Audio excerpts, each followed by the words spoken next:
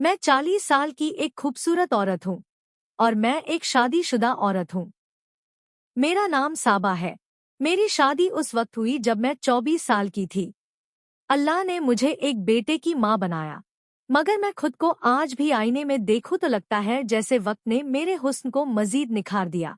मैं स्मार्ट औरत हूँ। मेरे लंबे बाल, आंखों में काजल की लकीर और रंगत बहुत गोरी है। अक्सर मोहल्ले की औरतें कहती हैं कि साबा तुम पर तो शादी के बाद भी कोई फर्क नहीं पड़ा, मगर अंदर से मेरा दिल जानता था कि फर्क पड़ चुका था। मेरा शौहर हसन एक इंजीनियर था। उसका तबादला एक दूसरे शहर में हो चुका था। नौकरी अच्छी थी, मगर मुसीबत ये थी कि वो हफ्ते में सिर्फ एक दिन घर आता था, और जब वो आता तो सारा दिन आराम करता, खाने पीने की फरमाइश करता और फिर वही थकन। मैं तड़पती रहती थी, मगर वो मेरे जज्बात समझने से कासिर था। शुरू में मैंने अपने आप को काबू में रखा, मगर फिर वही बात, जब इंसान का दिल खाली रहने लगे तो वो कुछ ना कुछ तलाश कर लेता है। ये गर्मियों का मौसम था। मेरा बेटा दोपहर को दूध पीकर सोया हुआ था और मैं भी टीवी देखते हुए सो रही थी। अचानक दरवाजे पर दस्तक हुई। मैंने दरवाजे के पीछे से आवाज दी कि बाहर कौन है। बाहर से मर्दाना आवाज आई, बीबी कालीन खरीदना है। मैंने झांक कर देखा तो एक मजबूत जिस्म वाला पठान दरवाजे पर खड़ा था। उसकी उम्र 50 साल के करीब थी। वो पसीने में शराबोर, हाथ में 2-3 कालीन थामे। गर्मी के आलम में उसकी शख्सियत में एक अजीब कशिश थी। मैंने एक लम्हा सोचा, फिर कहा, भाई अंदर आ जाओ। वो कालीन उठाए अंदर आया। सहन में आकर कालीन जमीन पर रख दिए। मैंने दरवाजे के कोने से बाहर देखा। पूरी गली सुनसान थी। मैंने फौरन दरवाजा बंद कर लिया। मैंने कुर्सी की तरफ इशारा किया। मैंने कहा, भाई यहाँ बैठ जाओ। वो खामोशी के साथ बैठ गया। कहने लगा, बीबी थोड़ा पानी मिल सकता है। मैं किचन में गई और बोतल लाकर उसके सामने रखी। उसने गिलास भरकर एक सांस में पानी पिया था। वो साथ साथ मुझे देख रहा था। ऐसा लग रहा था जैसे मेरी रूह के अंदर तक झांक रहा हो। मेरा दिल जोर जोर से धड़कने लगा। मैं झुककर कालीन देखने लगी, मगर उसकी नजरें मुसलसल मेरे जिस्म पर थी। मैंने हल्की मुस्कुराहट के साथ कहा, इतनी गर्मी में तुम ये सब उठाकर घूमते हो? तुम्हारी बड़ी हिम्मत है। वो थोड़ा सा शर्माया, फिर आहिस्ता से कहने लगा, हिम्मत भी है बीबी, मगर कभी कभी इंसान को सिर्फ रोजी के लिए सब करना पड़ता है। मैंने उसके हाथ को गौर से देखा। सख्त और बहुत मजबूत थे। मुझे यूं लगा जैसे वो हाथ किसी औरत को छू लें तो वो कांप जाएगी। अचानक उसने सवाल किया। कहने लगा, बीबी आप अकेली रहती हैं? उसकी बात सुनकर मेरा गला खुश्क होने लगा। मैंने कहा, हाँ, मैं अक्सर अकेली रहती हूँ। मेरी बात सुनकर वो मुस्कुराने लगा। उसकी मुस्कुराहट में अजीब जुर्रत थी। मेरी सांसें तेज हो रही थी। मुझे लग रहा था कि फिजा में कोई अनदेखा खेल शुरू होने वाला था। मैंने जानबूझकर उसके करीब जाकर उसके कालीन को हाथ लगाया। मैंने कहा, ये वाला अच्छा लग रहा है। उसने भी हाथ बढ़ाकर वही कालीन पकड़ा और पहली बार हमारी उंगलियां एक दूसरे को छू रही थी। मुझे एक झटका लगा। मैंने तेजी से अपना हाथ खींच लिया, मगर मेरे दिल के अंदर हलचल बहुत बढ़ चुकी थी। वो मुझे कहने लगा, बीवी आप मुझसे कुछ कहना चाहती है? उसकी बात सुनकर मेरी हिम्मत बढ़ी। मैंने उसकी आंखों में देखकर कहा, हाँ, वही जो एक औरत चाहती है और एक मर्द चाहता है। मैं ये बात सुनकर उसकी आंखों में एक शोला भड़क उठा। वो उठ खड़ा हुआ। मेरा दिल कांप रहा था, लेकिन जिस्म जैसे खुद ब खुद रुकने को तैयार नहीं था। मैंने कहा, पहले तुम नहा लो, तुमसे पसीने की बदबू आ रही है। वो मुस्कुरा कर कहने लगा, हो सल्हाना किधर है? मैंने हाथ के इशारे से उसे हो सल्हाने का बताया तो वो अंदर चला गया। मैं तेजी से अपने कमरे में गई। कमरे में स्प्रे किया, पर्दे खींचे और बेड के कोने पर बैठ गई। मेरा दिल धड़क रहा था, जैसे अभी सीना फाड़ कर बाहर आएगा। थोड़ी देर के बाद दरवाजा खुला और वो तौलिया लपेटे कमरे में दाखिल हुआ। उसका चौड़ा सीना देखकर मैं हैरान हुई। ऐसा लगा जैसे कोई पहाड़ी शेर मेरे सामने खड़ा था। वो मुस्कुराता हुआ बेड पर बैठा। मेरा दिल चाह रहा था कि मैं अपनी आंखें बंद कर लूं और इस वक्त को यहाँ रोक दूं। बस यही वो लम्हा था जहां से मैं कहानी ने वो मोड़ लिया जिसका मैंने कभी सोचा नहीं था। कमरे की फिजा बदल चुकी थी। खिड़की से आती हल्की हवा और सामने तौलिया लपेटे वो बैठा हुआ था। ये सब कुछ किसी ख्वाब की तरह लग रहा था। मेरे दिल की धड़कन कानों तक सुनाई दे रही थी। मैंने हिम्मत की और उससे कहा, इतना काम करने के बाद तुम थकते नहीं हो? वो मुस्कुरा कर कहने लगा, बीबी जी थकन है, मगर सामने आप बैठी हैं। थकन भला कहाँ बाकी रहती है। उसकी बात सुनते ही मेरे अंदर की औरत जैसे जाग उठी। उसकी बातों में वही गर्मी थी जिसकी मुझे कमी महसूस होती थी। शौहर के होते हुए भी मैं जैसे अधूरी रहती थी और आज अजनबी मुझे भरपूर तवज्जो दे रहा था। वो मेरे करीब आया, इतना करीब कि उसके जिस्म से उठती हुई खुशबू और गर्मी मेरे बदन को छूने लगी। वो कहने लगा, मेरे घर वाले बहुत दूर हैं। यहाँ तो सिर्फ मैं रोजी के लिए आया हूँ। कभी सोचा भी नहीं था कि ऐसी बात भी किसी से करूँगा। मैंने उसकी बात सुनकर अपनी नजरें झुका ली, मगर मेरा दिल चाह रहा था कि वो मेरी तरफ देखता रहे। कमरे की खामोशी में बस दिलों की धड़कन थी। उसने आहिस्ता से मेरे हाथ पर अपना हाथ रखा। मैं कांप गई, मगर पीछे हटने के बजाय मैं खामोश बैठी रही। वो कहने लगा, बीबी जी, इंसान का नसीब कभी कभी ऐसे मौके देता है जैसे आज दिया है। मैंने आंख उठाकर उसको देखा। उसकी आंखों में ख्वाहिश की शिद्दत थी और मेरी आंखों में बरसों का खालीपन। दोनों जज्बे एक साथ मिलकर ऐसी लहर पैदा कर रहे थे जिन्हें रोकना मुमकिन नहीं था। मैंने मुस्कुरा कर कहा, पहले ये कालीन समेट लो, नहीं तो बच्चा जाग जाएगा तो बहुत मुश्किल होगी। वो हंसकर कहने लगा, आपको फिक्र है बच्चे की और मुझे आपकी फिक्र है।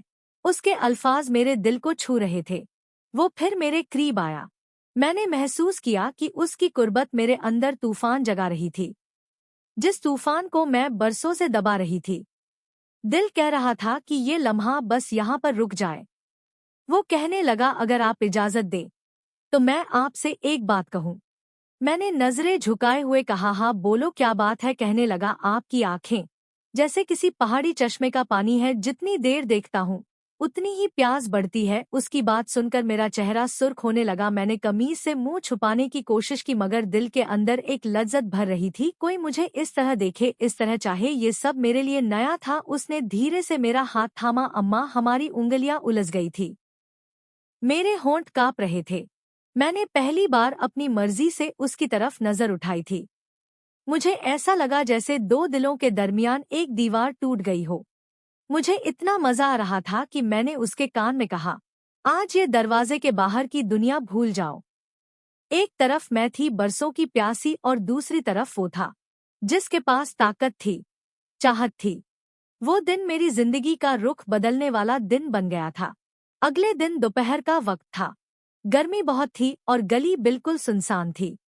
मैं दिल ही दिल में सोच रही थी कि ना जाने वो आ जाएगा या नहीं। कल का दिन मेरी जिंदगी में तूफान ला चुका था। मैंने कभी सोचा भी नहीं था कि यूं अजनबी के साथ मेरा दिल लग जाएगा। दिल में अजीब कशमकश चल रही थी। वो अजनबी मेरी जरूरत बन गया था। मैं अभी यही सोच रही थी कि दरवाजे पर दस्तक हुई। मैंने दरवाजा खोला तो सामने कल वाला मंजर फिर ताज़ा होने लगा। आज वो मुतमिन लग रहा था। उसके हाथ में कालीन थे, मगर आंखों में कुछ और था। वो मुस्कुराता हुआ अंदर आया। मैंने दरवाजा बंद किया। वो मेरे जिस्म को देख रहा था। मेरे दिल को अजीब लज्जत मिल रही थी। वो कहने लगा, बीबी जी, आपका इंतजार था। मैंने हल्की मुस्कुराहट के साथ जवाब दिया, और मुझे तुम्हारा इंतजार था।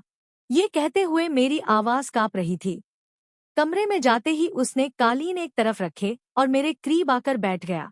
उसकी कुर्बत से फिजा में फिर वही कशिश फैल गई। मैंने हिम्मत करके कहा, कल जो हुआ वो सब मेरा राज है, किसी को पता ना चले।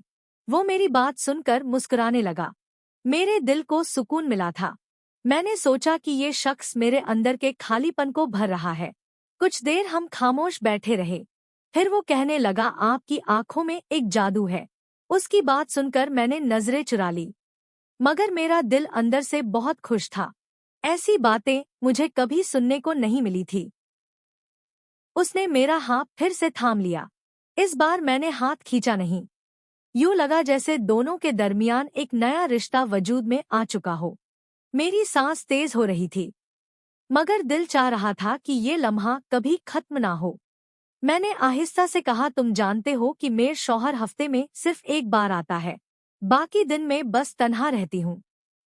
वो धीरे से कहने लगा, बाकी दिन की सारी तन्हाई अब मेरी है। आपका दिल अधूर नहीं रहेगा।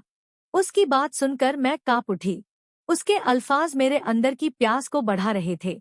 कमरे में इतनी खामोशी थी कि हम दोनों की धड़कन साफ सुनाई दे रही थी।